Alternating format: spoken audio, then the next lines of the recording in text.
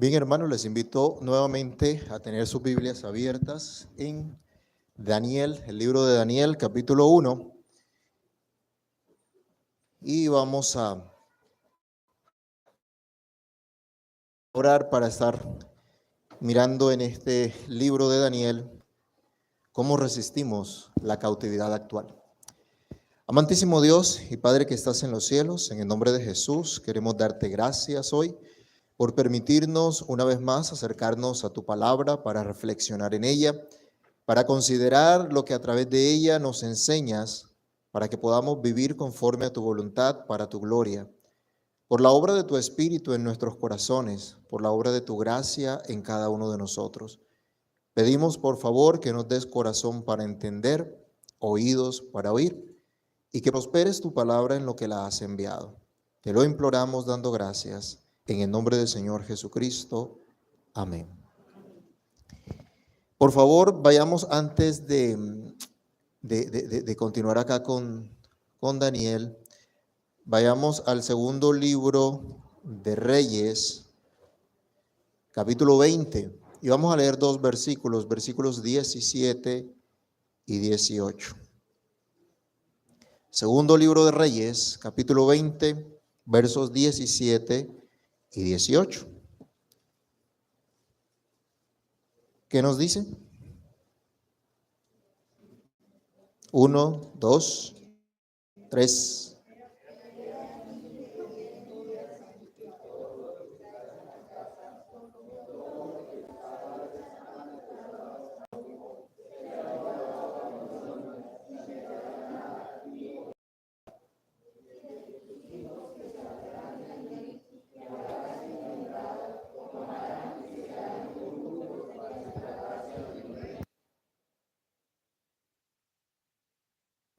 Tengamos presente entonces esta profecía.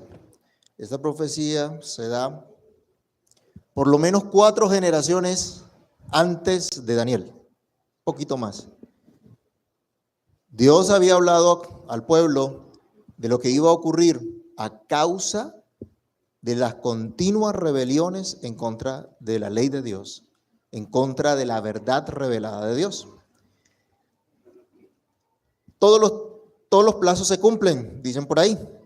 Todos los tiempos se llegan. La palabra de Dios se cumple, tanto sus promesas como sus amenazas. Y debemos tener esto muy en cuenta. Es interesante cuando nos acercamos al libro de Daniel y consideramos la obra de Dios. Vemos la obra de Dios a lo largo de todo este libro.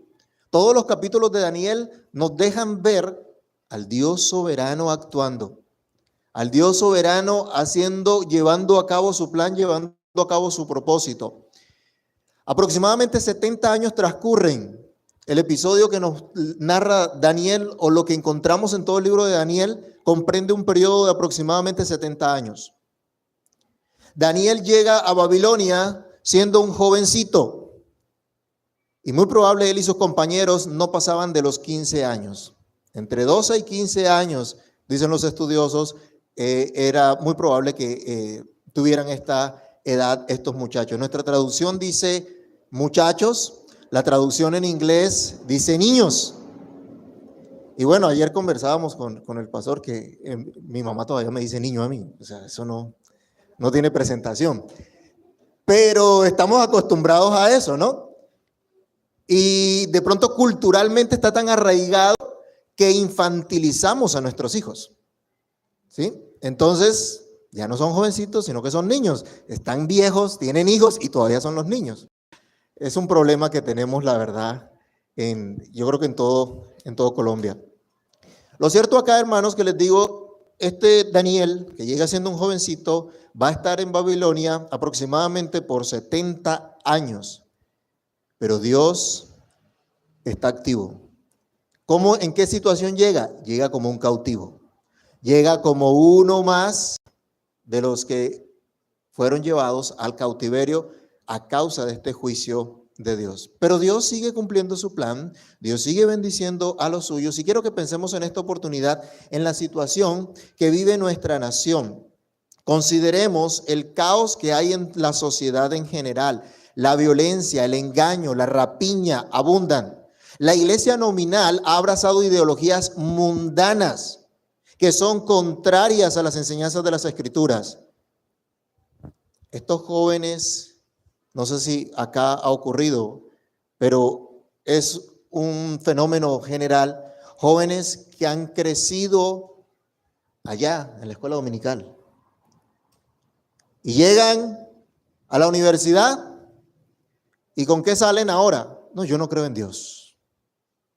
Mi Dios no es el Dios de la Biblia, mi Dios es el Estado. Y se vuelven revolucionarios. Ayer hablamos de eso, ¿no? Se vuelven revolucionarios. Y uno dice, ¿y esto de dónde lo sacaron? ¿O es que ustedes en la escuela dominical enseñan eso? Que el Señor reprenda al diablo, me dirán acá. ¿Cómo va a ser eso posible? No, eso no es lo que se enseña en la escuela dominical, obviamente.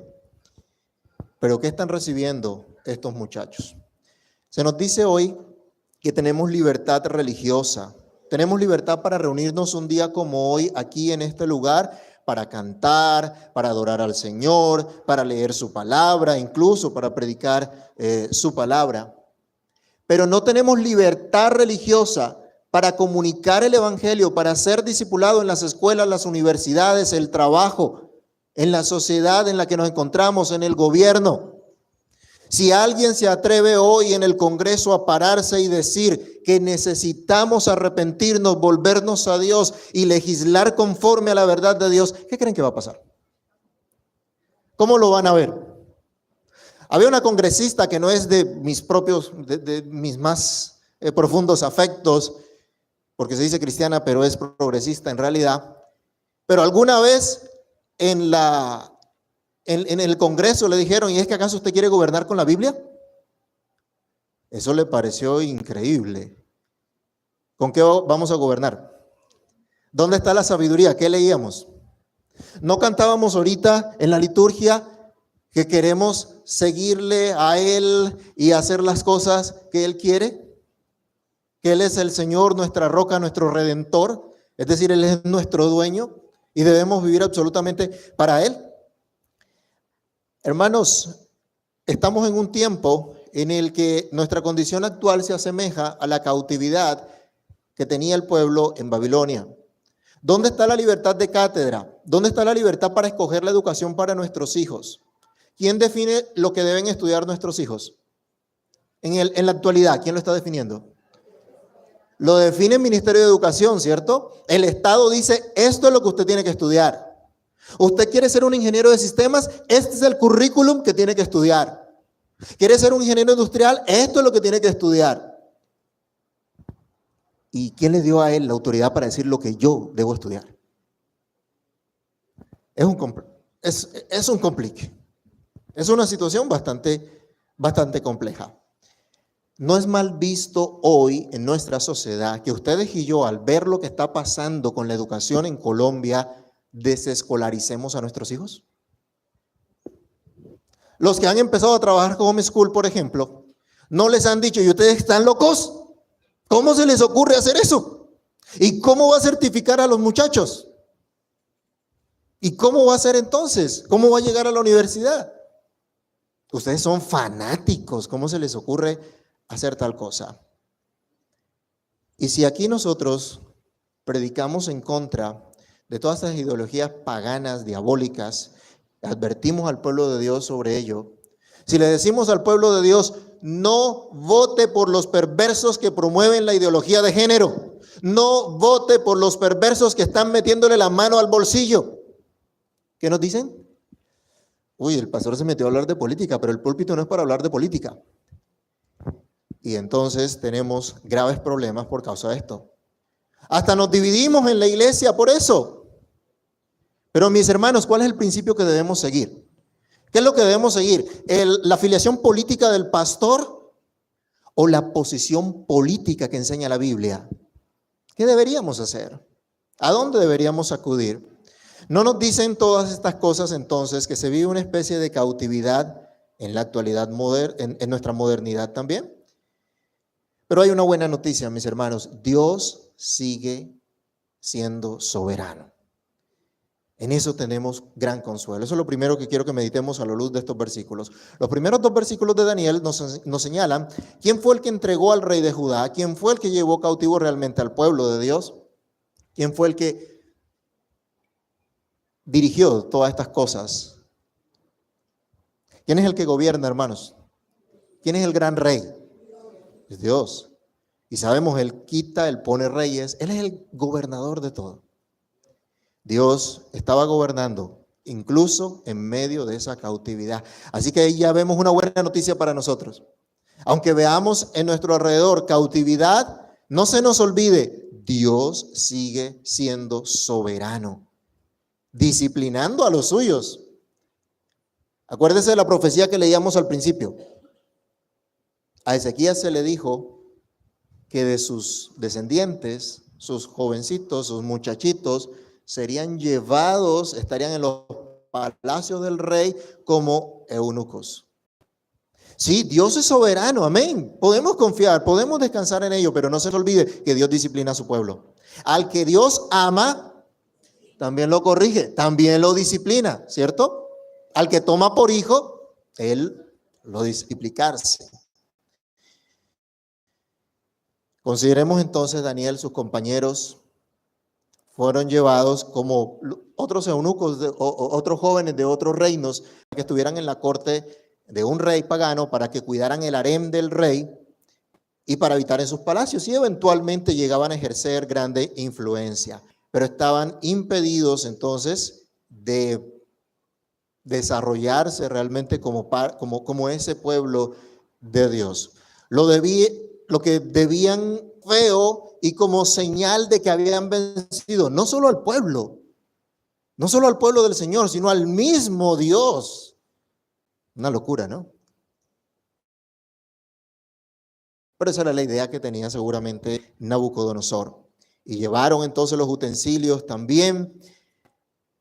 Pero Dios estaba detrás de todo eso. Y Dios estaba actuando en medio de todo eso. Tanto es así que aunque Nabucodonosor creía que había vencido a Dios, Dios le va a demostrar quién es el que reina, quién es el que gobierna. De modo que encontramos luego en otros capítulos a Daniel interpretando un sueño de Nabucodonosor que nadie pudo interpretar.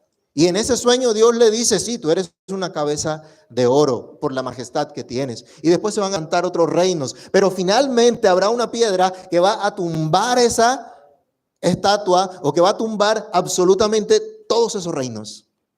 Y el reino de esa piedra no tendrá fin. ¿Y saben quién es esa piedra, no? Ese es el reino que va a perseverar siempre. Ese es el reino que va a aplastar todos los reinos de la tierra que se levantan contra Dios. Daniel entonces nos dice nuestro texto que continúa hasta el primer año del rey Ciro. Entonces se nos habla de un periodo aproximadamente de 70 años. Estaban bajo una reprensión, estaban bajo un juicio, pero Dios está llevando a su pueblo a hacer testimonio también para llevar su juicio a las naciones. Hermanos míos, nosotros en nuestro tiempo hemos sido puestos como luz en este mundo para resplandecer en medio de las tinieblas. Y aunque saquen leyes para que no podamos predicar la palabra de Dios, lo que hemos escuchado en secreto, dice el Señor Jesús, debemos declararlo en público. Tenemos que hacer y no callarnos. Dios está dando testimonio. De estos jóvenes que fueron llevados cautivos, Dios dará testimonio. El versículo 3 declara que trajeron gente sabia, gente inteligente, gente que pudiera estar en una corte. Pero el versículo 4 señala las intenciones. Por favor, ayúdenme leyendo Daniel 1:4. ¿Eran qué? Muchachos.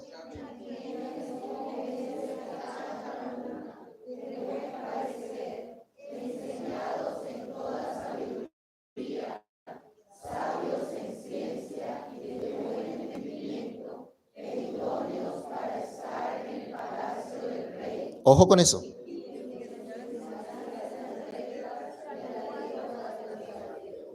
¿Cuál era el propósito? Que estuvieran en la corte del rey. Tenían que enseñarles.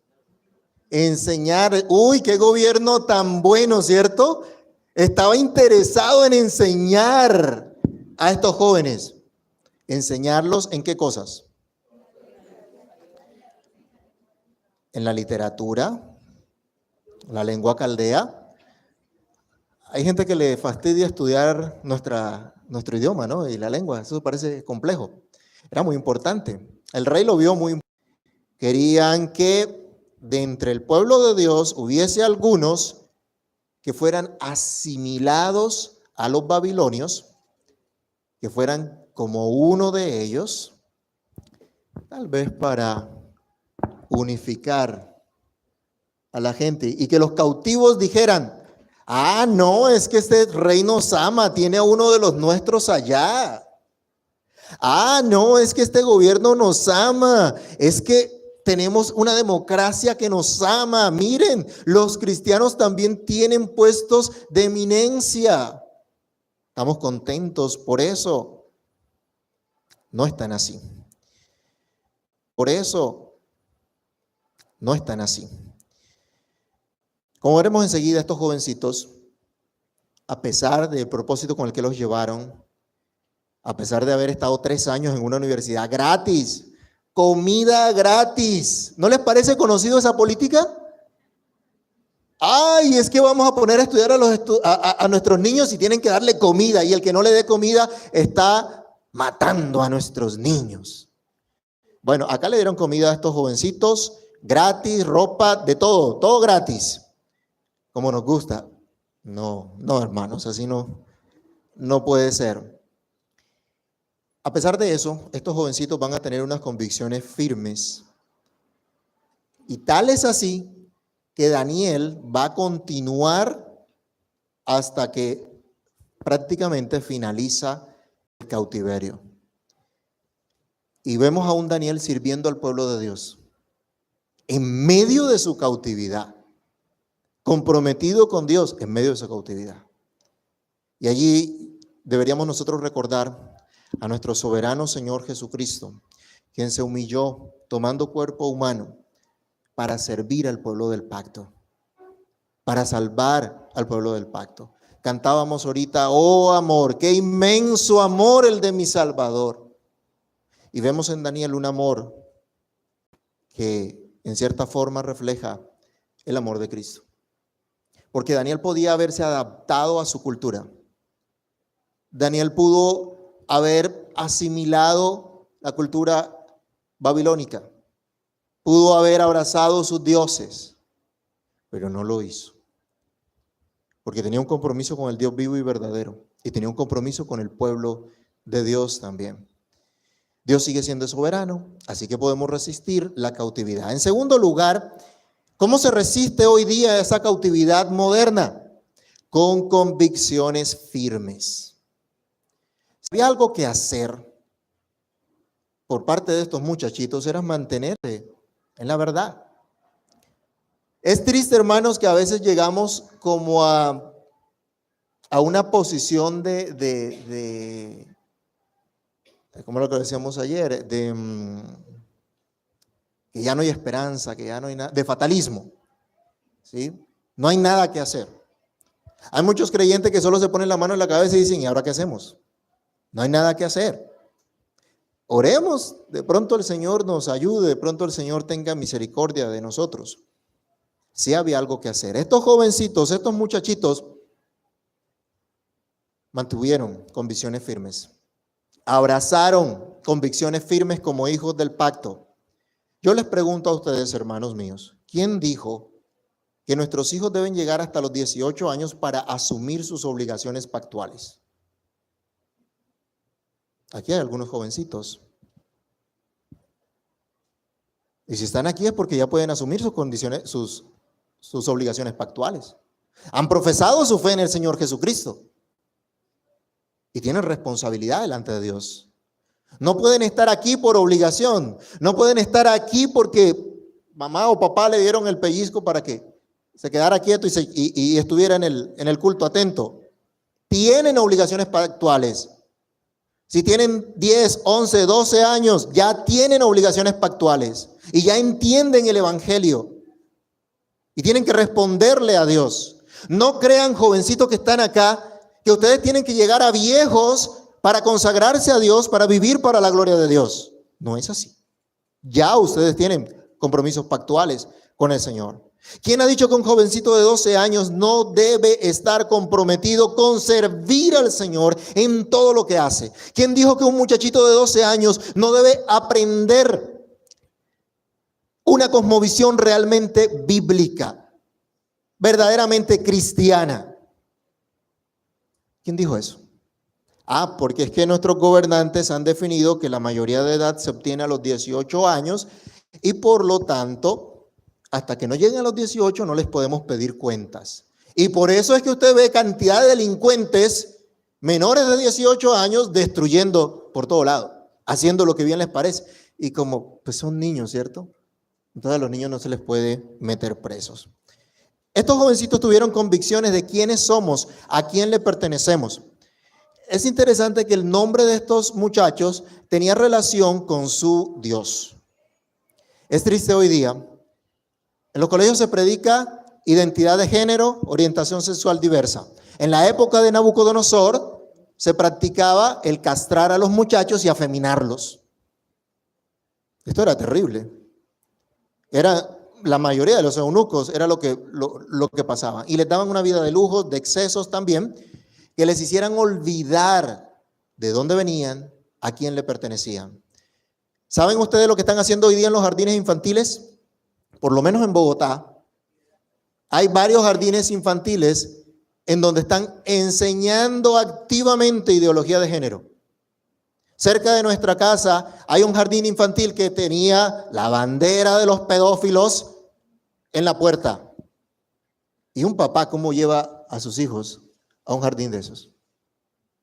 Un compañero de trabajo que no es cristiano, la hermana no es cristiana, vio el pensum de un jardín y vio efectivamente que estaban enseñando eso y dijo, no meto a mi hijo allá. Un no creyente, imagínense. Y actuó de esa manera por la situación que estamos viviendo. Les están diciendo a los niños que no tienen que ser niños, que como ellos nacieron no necesariamente tienen que permanecer, que pueden ser lo que quieran, que un niño puede ser niña, que una niña puede ser niño. Los colegios enseñan una supuesta inclusión o respeto por la orientación sexual diversa. Y tenemos hoy día una generación de jóvenes que no sabe para dónde va, que no tiene idea de quiénes son, ni cuál es su propósito. Hay otra problemática grande en nuestra nación que de pronto no se publicita mucho, pero que existe. Es el suicidio infantil, juvenil. Uno diría, bueno, ¿cómo un muchacho va a pensar en eso? Hermanos, a esto está llevando la degradación que vive nuestra sociedad. Daniel significa juez de Dios. Ananías, Dios ha favorecido. Misael, ¿quién es lo que Dios es? Azarías, a quien Jehová ayuda. Estos nombres eran muy dicientes, hermanos. Están reflejando el carácter de Dios. ¿Se acuerdan que en Apocalipsis se nos habla que al pueblo del Señor Él le ha dado un nombre nuevo? Que Él ha puesto un nombre nuevo y que Él habita en medio de su pueblo.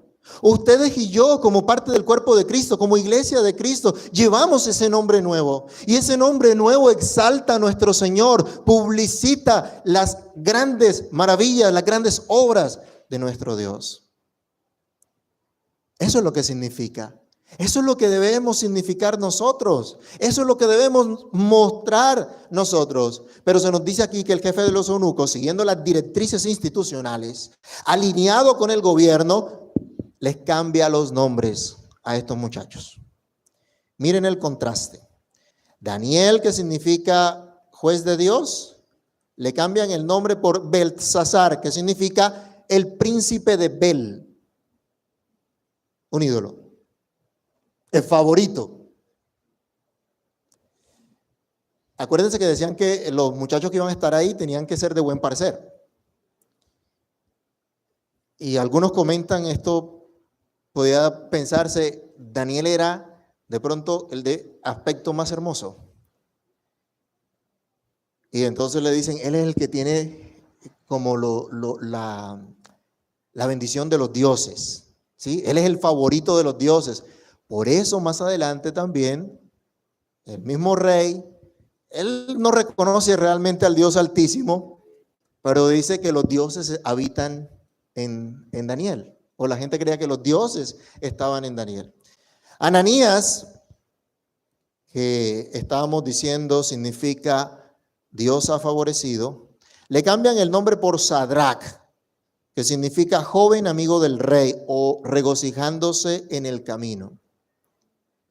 O sea que ya no va a gozar del favor de Dios, sino del rey. Muy bien. Misael, ¿quién es lo que es Dios? La trascendencia de Dios. A él le ponen por nombre pequeña oveja. O sea, ¿detrás de qué va? Azarías, el que testifica que recibe ayuda de parte de Dios, le cambian el nombre por Abed-Nego, es decir, un siervo de Nego, otro ídolo, o Nebo o Mercurio. Permítame leerles el comentario de Matthew Henry al respecto. Todos los hombres hebreos, los nombres hebreos, tenían algo de Dios en ellos, pero para hacerlos olvidar al Dios de sus padres, guía de su juventud, los paganos les dieron nombres con sabor a idolatría.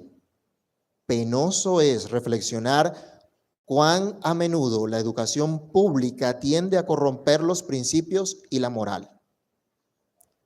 Matthew Henry decía esto en el siglo XVII. Si viviera este pastor hoy día, ¿qué diría? ¿De qué es lo que hace la educación pública hoy? Y bueno, la privada también. Estos muchachitos tuvieron la convicción de servir al Señor aunque fuese arriesgado. El versículo 8 nos habla de la firme resolución de Daniel y por supuesto de sus compañeros de no profanarse. Me gusta esa traducción, me gusta ese término. Acá nuestra traducción dice no contaminarse, pero el sentido es no profanarse. ¿Qué quiere decir? Que si se profana algo es porque ese algo es ¿qué? ¿Cuál es la cualidad de ese algo que fue profanado? Sagrado, santo. ¿Y qué nos dice la Escritura? Que el pueblo de Dios ¿cómo es? ¿Y cómo debe ser? Santos seréis porque santo soy yo Jehová. Él lo dice. Daniel comprendió, aunque estuviera en la cautividad, que él era santo, que él era apartado para Dios.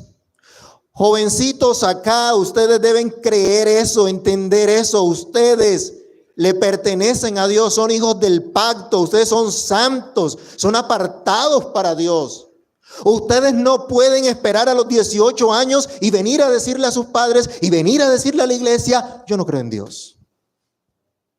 Yo no sigo más, yo no voy más a la iglesia. Ustedes tienen compromiso con Dios, porque el que los cogió fue Dios. El que los puso en un hogar cristiano fue Dios. Así que tendrán que darle cuentas a Dios. Si violan el pacto, tendrán que darle cuentas a Dios. Pero padres, ¿estamos enseñando esto a nuestros hijos? ¿O estamos esperando que lleguen a los 18 para que libremente ellos puedan decidir? No. O bueno, cuando el niño ya crezca, que se bautice si quiere, ¿cierto? ¿Ustedes hacen eso aquí? Entonces ahí sí estaríamos graves. No, aquí no se hace eso. ¿Qué entendemos? Que los hijos de los creyentes, ¿qué son? ¿Son impíos? ¿Son hijos del diablo? No. Son el pueblo santo y deben tener la señal del pacto. Por eso es que nuestros hijos son bautizados recién nacidos. Porque le pertenecen al Señor. Porque le pertenecen a Dios. No podemos esperar a que ellos crezcan y decidan. No, ellos nacieron en el pacto. Daniel tuvo esa convicción firme. No profanarse. Y dice también, llevados, dice en otra parte, vueltos nada. Y el rey me puede la cabeza a mí también. Él dice, no te preocupes, prueba por 10. No me des la carne, yo no sé qué más habría ahí, por lo general sacrificios ofrecidos. Y que no fue porque él dijo no fue porque él dijo que era vegano o vegetariano, o alguna de estas cosas raras. No, él sabía que era lo que estaba pasando con esa comida. Y él sabía que él era santo y no podía profanarse. Él dice, hagamos esto por convicción, no por un cálculo político. Ojo, algunas personas hacen las cosas no por convicción, sino porque les conviene y van a obtener cierto beneficio más adelante de algo. Eso es un cálculo político a lo que me estoy refiriendo.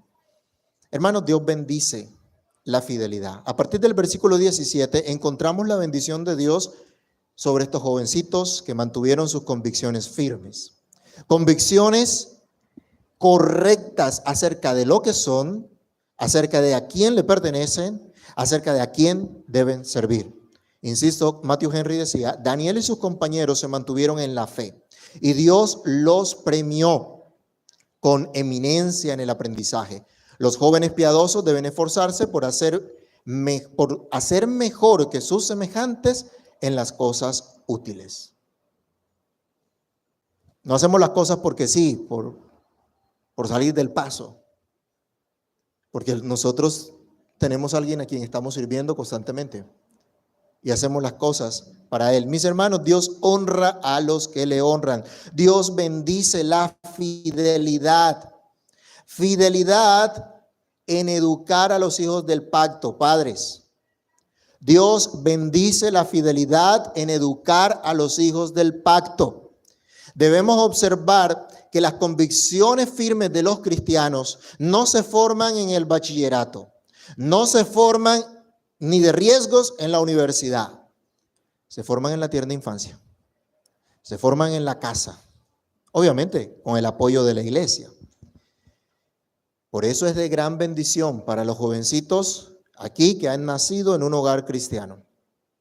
Daniel y sus compañeros fueron ejemplo del proverbio sagrado y promesa, podemos decirlo, instruye al niño en su camino y aun cuando fuere viejo no se apartará de él. Eso es una verdad. ¿Y saben qué es lo más terrible, hermanos? Que a veces nosotros no lo creemos. Que a veces nosotros como cristianos no creemos eso. ¿Y por qué digo que no lo creemos? Pues porque no instruimos a nuestros hijos. Lo que usted cree, usted lo hace. Lo que usted cree, lo pone en práctica. Lo que para usted es importante, le dedica tiempo. Ay, es que no tengo tiempo, no me alcanza el tiempo. Nada, le dedica el tiempo. Si a usted le parece muy importante el trabajo que tiene, pero en el trabajo que tiene lo ponen a trasnochar, usted no dice, no. Yo no voy a hacer eso porque se desgasta mi cuerpo, mi calidad de vida, etcétera, etcétera. No, usted le saca el tiempo. Y él dice, no, pues esto es de vez en cuando, entonces toca hacerle porque la situación económica como está, imagínese, y yo poniéndome de exigente a decir que no trabajo. Pero es importante, entonces usted lo hace, le dedica el tiempo.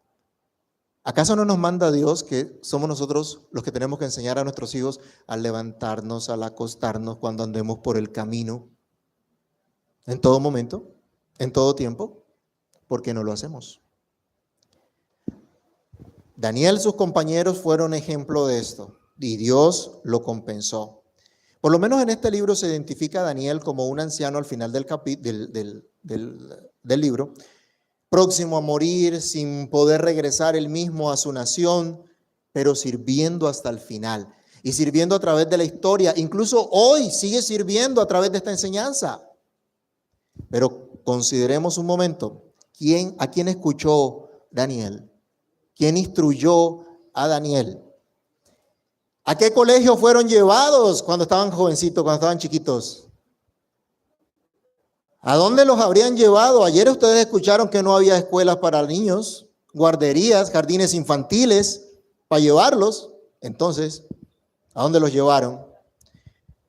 ¿No sería acaso que estos ilustres jovencitos serían de aquellos que, como el salmista en el Salmo 116, versículo 16, dijo, oh Jehová, ciertamente yo soy tu siervo, siervo tuyo soy, hijo de tu sierva? Amados hermanos, el mundo desprecia hoy el papel de una madre. Ayer celebraban, cuidado con esto, las luchas de las mujeres por sus derechos en busca de igualdad. Tanto es así que en Bogotá, si alcanzaron a ver noticias, hicieron vandalismo en todas las estaciones del centro de Bogotá, las estaciones de Transmilenio, porque están reivindicando sus derechos. Es triste ver eso. Y decirle a la mujer moderna, el privilegio de ser madre se considera algo opresivo, algo inconcebible para la sociedad actual. Pero es muy probable que la madre de estos jovencitos, y tal vez los sacerdotes que servían en el palacio incluso, cerca de esta familia real, hubiesen logrado una sana influencia, una correcta enseñanza sobre los niños que crecieron y abrazaron convicciones firmes, tal como en su tiempo pasó con Timoteo. Según Timoteo 1:5, Pablo le recuerda a Timoteo que la fe que él tenía, primero estuvo ¿en quién? En la abuela. Y después estuvo en la mamá. Y ahora estaba en él. Una fe no fingida. Hermanas, miren qué influencia tan grande pueden ejercer ustedes sobre sus hijos. Ustedes no van a ejercer influencia siendo la mujer de éxito que está en las grandes corporaciones y abandona a sus hijos. No. La mujer que teme a Jehová, esta será alabada. Así que mis hermanos, ¿cómo queremos que nuestros hijos abracen convicciones firmes? Si desde los 0 años nos deshacemos de ellos, los mandamos a los jardines y a los colegios paganos. ¿Cómo queremos que tengan convicciones firmes de lo que son, a quien le pertenecen, si les enseñamos que el Estado es quien los debe educar? Porque ellos tienen derecho a la educación y el Estado me tiene que educar a mis hijos. No, hermanos. Usted tiene la responsabilidad de parte de Dios de educar a sus hijos. Evalúe la herramienta que le sirva. Evalúe la herramienta en la cual se pueda apoyar. Pero usted es el responsable de educar a sus hijos. Entonces nos quejamos por la mala educación que ya todo el mundo lo dice, ¿no? Hasta los no creyentes. ¿Y quién es el responsable? Pues el gobierno es el que me tiene que solucionar el tema. No el Señor. Esa es responsabilidad de ustedes y mía. Somos nosotros los que tenemos que actuar. Conversando con mi hijo mayor sobre esto, él preguntaba cómo es que estos jovencitos pudieron ser bien educados o cómo ellos mantuvieron estas convicciones perteneciendo a estas familias y los que gobernaban la nación estaban apartados de Dios. O sea, ¿cómo es posible? Los reyes fueron malos. Después de Ezequías vinieron una cantidad de reyes malos hasta que se los llevó Nabucodonosor, hasta que hubo el cautiverio. Y uno diría, bueno, el papá no era el mejor ejemplo, ¿no? Es triste. Y decimos nosotros, el ejemplo entra por casa. En casa es donde se ven las cosas y ahí se va formando el carácter. Y reflexionando en eso le decía, es allí donde vemos la gran bondad del Señor. La soberana gracia de Dios actuando y guardando a los suyos. Estos muchachitos no siguieron el mal ejemplo de los padres. Pero hubo alguien que los enseñó, que les enseñó la ley de Dios, que les enseñó el temor de Dios y abrazaron sus compromisos pactuales. Abrazaron su compromiso de vivir como hijos del pacto. Hermanos, Dios bendice la fidelidad en vivir como hijos del pacto. Todos ustedes y yo somos hijos del pacto. Si somos fieles a nuestros compromisos pactuales, Dios también lo recompensará. Lo hizo con estos muchachitos. Entender que es un hijo del pacto lleva a actuar de la misma manera. Los hijos del pacto, estamos acá, no podemos apostatar de la fe, no podemos apartarnos de la fe. Y otra vez le digo a los jovencitos, a los más pequeños de nuestros hermanos acá, no esperamos de ustedes que crezcan y se aparten. No esperamos de ustedes que a la vuelta de 4 o 5 años ya no estén en esa silla porque están en el mundo. No esperamos eso. Esperamos que si no están en esta silla, un día como hoy, están en otro lugar sirviendo al Señor, ejerciendo sus dones para la gloria de Dios. Eso es lo que esperamos. Ninguna otra cosa. Tal vez no van a haber universidades cristianas por ahora. En Babilonia no la había. Pero no tienen que convertirse en paganos. Eso no puede ser así. Por la gracia de Dios, aquí estoy, a pesar de mis pecados, de mis maldades, compartiendo el evangelio con ustedes. Y estudié en una universidad revolucionaria. Estuve en la Universidad Nacional de Colombia sin hacerle publicidad porque ya no es lo que era antes. El ambiente era muy pesado. Pero Dios me guardó. Dios tuvo misericordia a pesar de. Sin embargo, eso influencia mucho. Esos pensamientos influenciaron. Por la gracia de Dios he sido limpiado de todos esos pensamientos. Pero mis hermanos, acá también hay ejemplo. Hermanas que han ido a la universidad y Dios los ha guardado. Y aquí están. Así que muchachitos, jovencitos, no piensen que o padres, mi hijo se va a perder entonces. ¿Qué vamos a hacer? No, son hijos del pacto. Pero los hijos del pacto también deben tomar decisiones, compromiso con el Señor, de vivir para la gloria de Dios. Todos aquí, que nos llamamos hijos de Dios, pues entonces somos llamados a vivir en fidelidad a su palabra, aunque nos encontremos en Babilonia todavía. Dios nos sostendrá, Dios nos ayudará a resistir en medio de la cautividad moderna. Para terminar, Dios bendice el servir al pueblo del pacto. Debemos decir que Dios bendice la fidelidad en servir al pueblo del pacto. Leamos el versículo 21 de nuestro primer capítulo de Daniel. Miren el testimonio. Continuó Daniel hasta el año ¿qué? Primero del rey Ciro. Busque allí entre el 606 y el primer año del rey Ciro, aproximadamente 70 años. Llegó como un jovencito. Es decir, que al final del libro, aquí se nos resume, ya era un ¿qué? No era un adulto nada más. Era un viejito. Era un viejo ya. Pasaba de los 80 y pico. Sirviendo al Señor. Sirviendo al pueblo de Dios.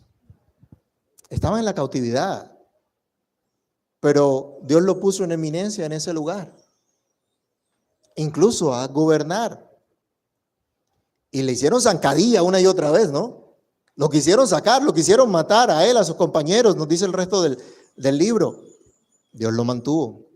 Y es muy probable que, gracias al ministerio, a la agencia de Daniel, Ciro fuese motivado a emitir este edicto para que el pueblo regresara de la cautividad babilónica a su tierra.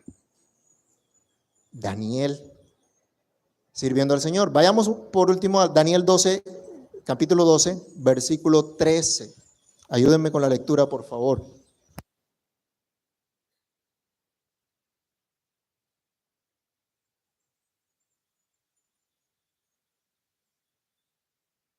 ¿Qué dice?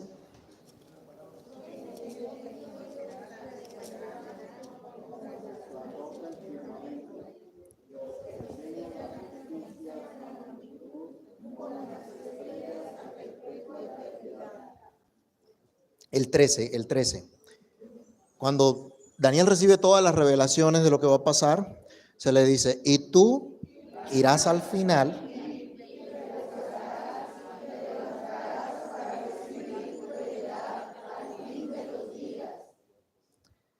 miren esta promesa. Un anciano se le dice, vas a morir tranquilo, pero al final te vas a levantar y vas a recibir tu herencia. Todos esperamos o que Cristo venga y seamos transformados en un abrir y cerrar de ojos, o que vayamos a la tumba, pero nos levantemos el día que Cristo venga para recibir nuestra herencia. Toda una vida de servicio, toda una vida de devoción, a pesar de ser un cautivo, a pesar de haber sido convertido en eunuco por el Estado pagano, a pesar de no haber tenido la libertad para hacer grandes reformas en su momento y promover un movimiento de retorno o un movimiento de liberación al yugo opresor, sin dejar de trabajar por ello. 70 años de servicio fiel, recompensado con reposo y promesa de levantarse a recibir su herencia al final de sus días. Amados hermanos, educar a nuestros hijos del pacto como Dios manda es servir también al pueblo del pacto. Congregarnos un día como hoy y estimularnos al amor, a las buenas obras, es servir al pueblo del pacto. Cumplir cada uno de nosotros con nuestra vocación en cada esfera de la vida, en cada oficio que desempeñemos, es servir al pueblo del pacto. Cristo entregó su vida entera al servicio del pueblo del pacto. De hecho, dice la Biblia que todavía Él, sentado a la diestra del Padre como nuestro intercesor, todavía intercede por nosotros. Él nos capacita para servir y nos bendice para hacerlo con fidelidad. No solo los ancianos están llamados a servir al pueblo del pacto. Cada uno, cada miembro tiene una función dentro del cuerpo y está puesto para servir al pueblo del pacto. Así que en conclusión, hermanos, les animo a que resistamos juntos la cautividad moderna en la que nos encontramos. Hagámosle frente entendiendo que Dios es soberano. Él nos disciplina, pero también lleva su juicio a las naciones y nos usa como sus testigos. Así que necesitamos abrazar convicciones firmes y debemos esforzarnos por educar a nuestros hijos para que tengan también convicciones firmes sobre lo que son, sobre su llamado. Así tendremos también la seguridad. Dios bendice la fidelidad. Así que roguemos que Dios nos conceda arrepentimiento y fe para seguir a Jesucristo, para que seamos restaurados con su perdón, para que podamos caminar en fidelidad a su verdad, asumiendo nuestras obligaciones pactuales, incluso a pesar de la situación actual moderna o cautividad moderna babilónica, y que trabajemos con fidelidad hasta que Cristo venga. Y si a Él le place, bendecir nuestro esfuerzo por procurar una nueva sociedad con una verdadera cultura cristiana, en donde se manifieste el gobierno de Dios.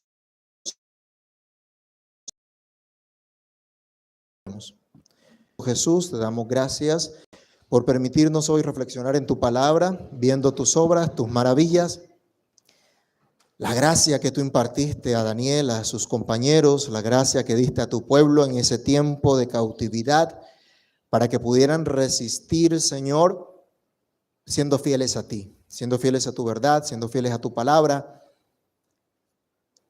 arriesgándose incluso a perder su vida o sus comodidades a causa del servicio fiel. Hoy te rogamos que tengas misericordia de podernos conducir nosotros mismos en el temor tuyo. Perdón tuyo. Perdónanos por cuantas cosas de pronto hemos abrazado que no son correctas, pensamientos o filosofías extrañas a tu palabra. Perdona, Señor, nuestra incongruencia al decir que creemos, que te seguimos, que te amamos, pero nuestras vidas muestran otra cosa. Ayúdanos, Señor, para que experimentemos la obra de tu gracia, para que experimentemos el poder del Evangelio, transformando nuestra manera de pensar, nuestra manera de vivir, ajustándose cada vez más a tu verdad. Por Cristo nuestro Salvador, pedimos todas estas cosas y te damos muchas gracias. Amén.